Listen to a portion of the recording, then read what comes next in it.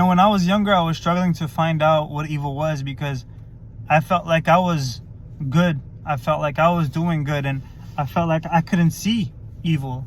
And I felt like that was maybe something that was hurting me, something that was putting me in a weak position. I thought that maybe I'm just not aware of it.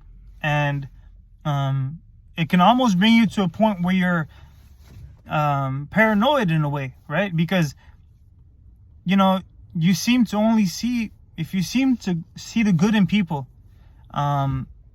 you will live in a better place, right?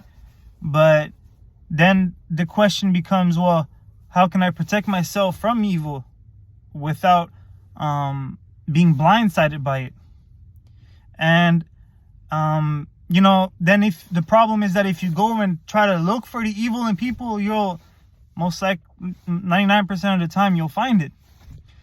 And then if you find it, then it's almost like you nourish it, and then it's like that reality comes into play.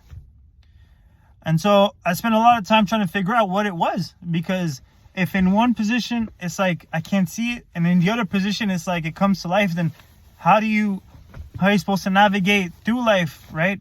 With that risk of being blindsided by people maybe doing you wrong, or the risk of being disappointed, or the risk of being done bad.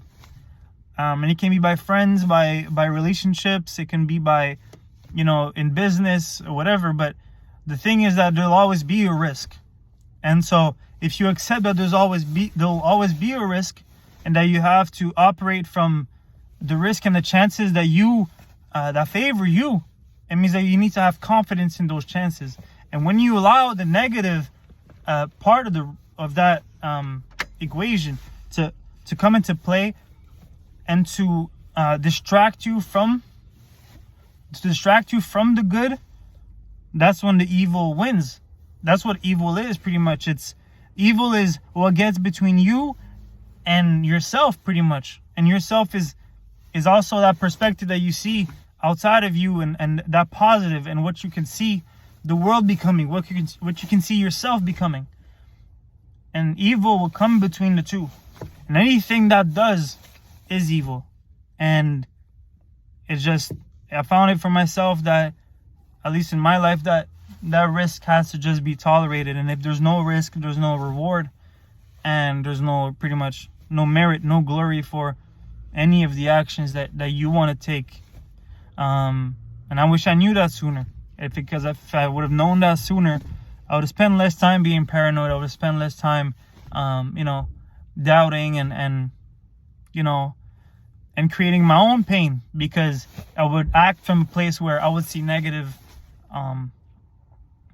outside of myself and within myself, and by default you become bad, you become